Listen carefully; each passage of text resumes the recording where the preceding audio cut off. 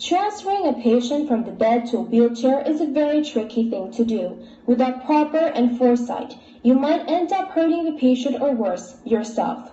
Transferring a patient to a wheelchair are a very complex maneuver. First of all, you would want to make sure that there are a sheet underneath the patient, so you could move them and shift them over very easily.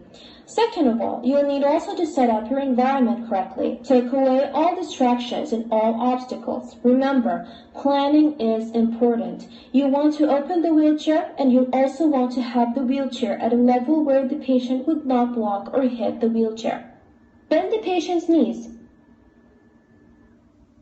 Grab on the sheet and shift them over the bed. The closer the patient is toward you, the less you will have to work and the less back injury you will get on yourself. Turn them over onto their side. Cue them to make sure that they use their hand to lift themselves up. Tell them when you drop your knees, your body will come up all at once. This will make things a lot easier for yourself, and you'll work less in maneuvering the patient. Now place the gait belt around the patient's waist. It is important to use a gait belt because in that way you won't have to drag on their short pants or shirt.